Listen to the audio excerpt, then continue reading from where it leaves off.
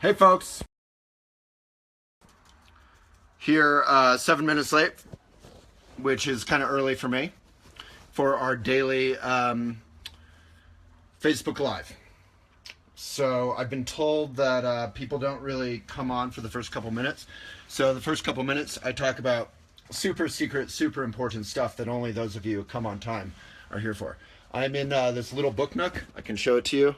Lindsay is visiting. Our whole staff is visiting this week. Here's this cool book nook. There's Lindsay working on a laptop. Yeah, it's this like little teensy room in my house that we residence, which was I think my birthday present to myself. It's made in Michigan, made in the U.S. Here's a good book, one of my favorite books that I highly recommend to anyone who is not fully sane or happy. There's Babar and some other books down there. Anyway, it's the book nook. And all these pillows, but they're made out of old rugs and they're stuffed with organic stuff. Most pillows, you don't think about the insides, including your like mattress and your couch. They're all full of formaldehyde and toxic stuff, and luckily that's starting to change. But if you are on anything conventional, is probably full of nasty, nasty stuff. And since you spend all of your life Netflixing on your couch or sleeping, if you're an average American, which I certainly am in many ways, then you're spending a lot of time around toxic stuff. So the rates of cancer have gone up with the use of chemicals and plastics in everyday life. Plastic is a really nasty thing. Don't drink out of it. To-go cups that are white are plastic lined, and then you're drinking a hot liquid out of plastic. So try and get those things out of your life. It's not because you're being some crazy hippie. It's just practical.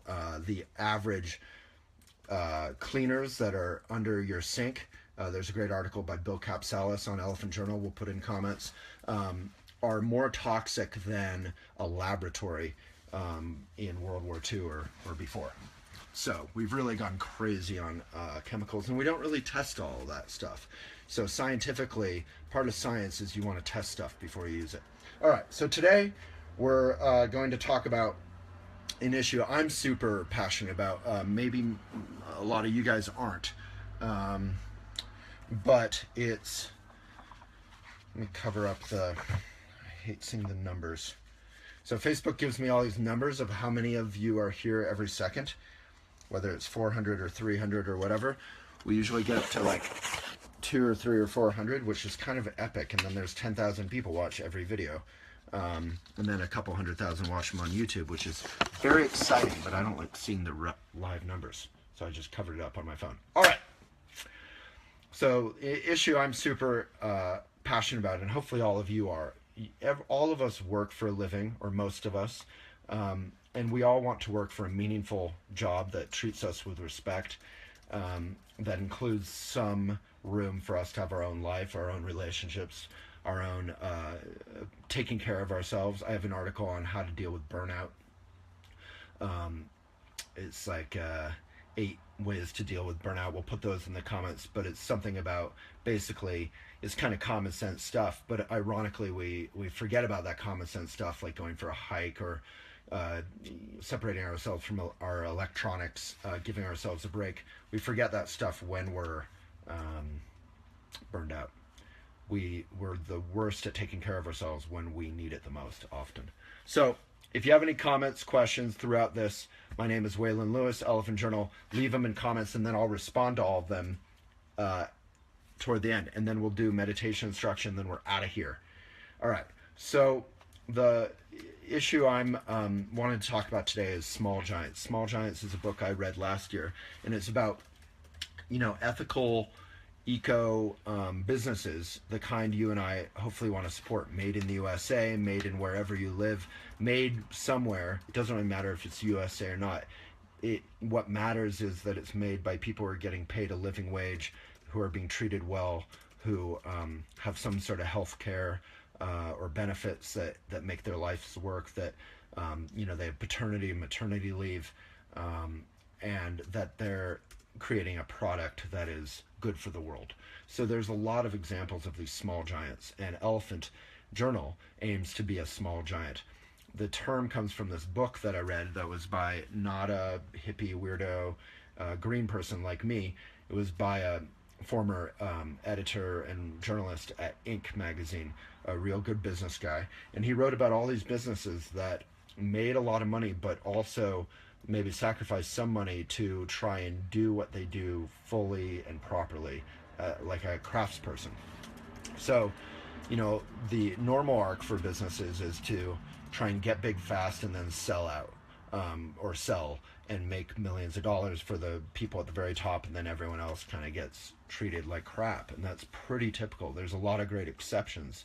There's movements to have employee ownership, or there's other ways to do it. And I've done a video on YouTube with Blake, who's a wonderful example of that. We go over all these sort of ethical business books, how to make money and change the world for the better along the way, and how to treat your staff well along the way.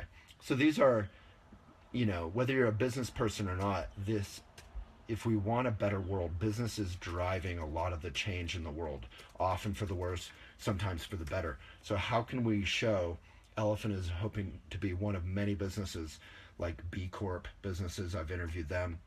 We could put something about B Corps in the comments, and you can check it out if you're inspired to learn more. B Corp is the notion of being a corporation for benefit. So the typical dichotomy is really unhealthy. You're either for profit and you're about making money, you're beholden to your shareholders, or and you just have to make money, and to hell with the environment, to hell with people's health. Or you're a nonprofit and you're broke and you're begging for money, and but you're doing some good in the world. And there's obviously all kinds of permutations within both, but the B Corp is the notion that you could be for benefit and try and make good money. And that's kind of what we all want to do in our individual lives. So I really highly recommend this, the Small Giants book. I really want to interview the gentleman who wrote about it. He covers businesses kind of like the Patagonias of the world, although Patagonia is not in the book, but businesses that have figured out how to retain their employees for a long time, which saves them a ton of money, and then they use that money to pay their employees better, which helps them retain their employees. It's kind of a virtuous cycle.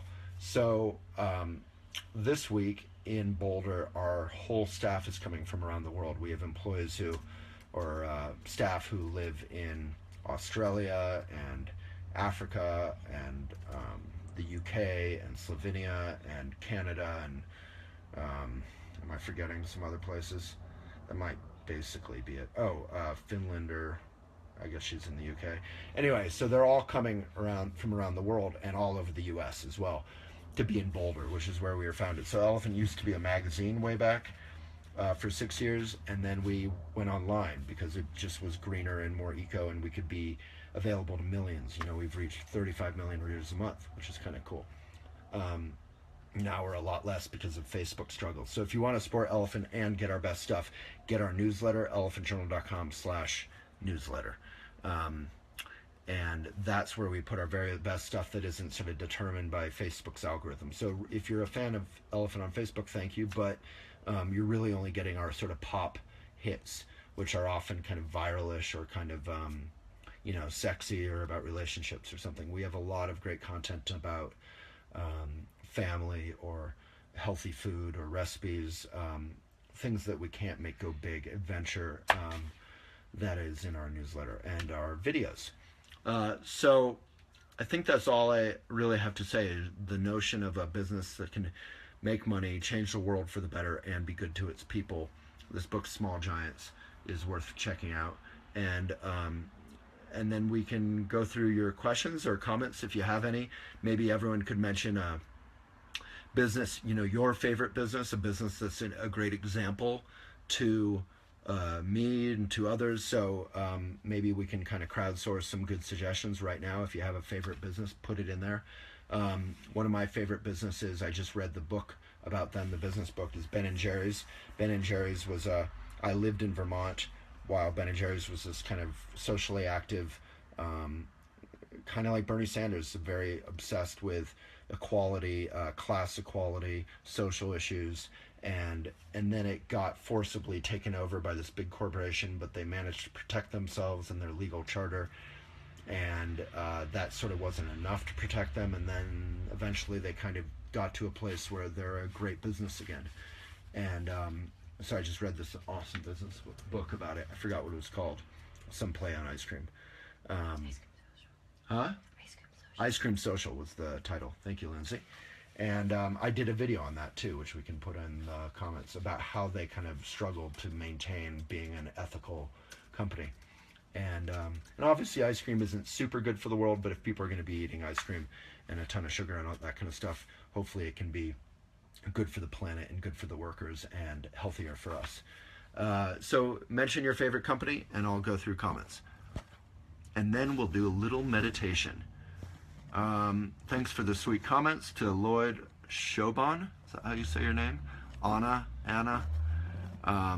Thank you, Lindsay, for leaving tons of comments. And it looks like that's all we have. So if you have any comments, jump in. If not, we're going to do meditation. Normally we have, I think we've been having 150 comments, but I guess that's only when I talk about relationships and whatever I've been talking about. So if you want to check out all the videos that are much more popular apparently than talking about ethical business, you can go to youtube.com/elephant journal, and it has something like 4 million views in there. So let's do meditation and then we can wrap up for the day.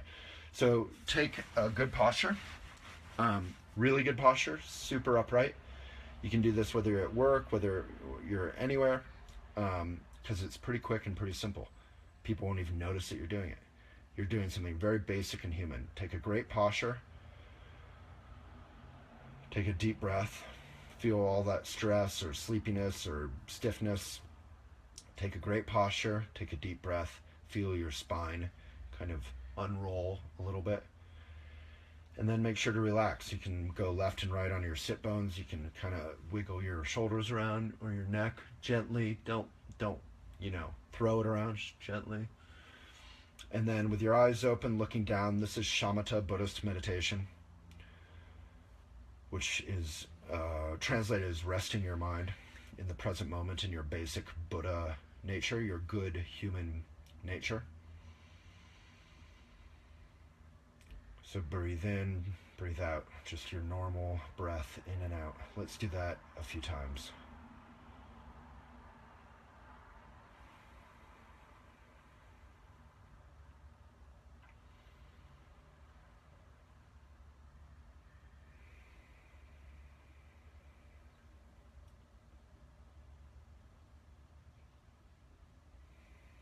So if you're going through stress, if you're not happy, if you're struggling with your diet, if you're wanting to go to every concert or do every hike or have a great summer and enjoy life, anywhere where you're at, meditation can help you be present, relax, accomplish more while being less busy and less kind of stressed out and multitasking and kind of less self-obsessed.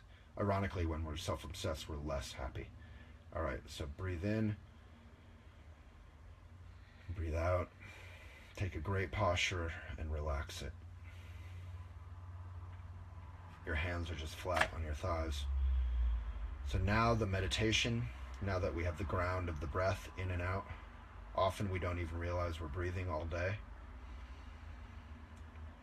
As if you find yourself thinking about your tight neck or about a meeting you just had or about coffee or sex or cookies, whatever your thoughts are, good or bad, happy or sad.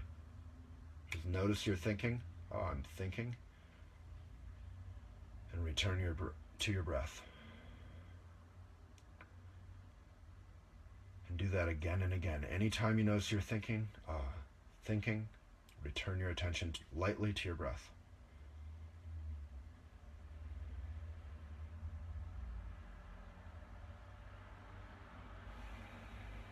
So I have a huge meeting coming up today. I'm giving a speech to our staff about everything. It's going to have a big effect on our morale, positive, negative, or neutral. So I'm thinking a lot about that. Thinking, return my attention to the present moment, to the breath.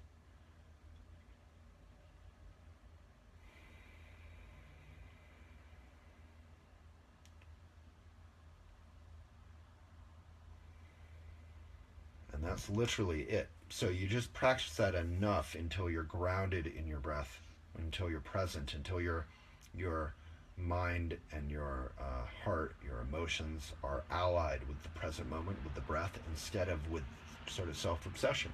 Practice that for a couple minutes in the morning, a couple minutes in the evening.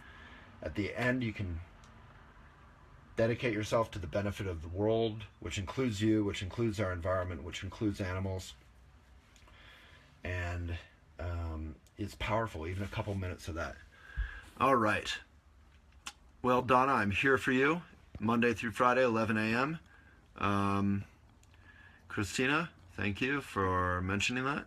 JanSport, yeah, they make great backpacks. I think they sold out, and I think they're not as good as they are anymore. Ashley, thank you for maybe the only comment. It seems like that isn't just hello, but thank you for your hellos, everyone else. And we'll see you tomorrow, Monday through Friday at 11 a.m. MST.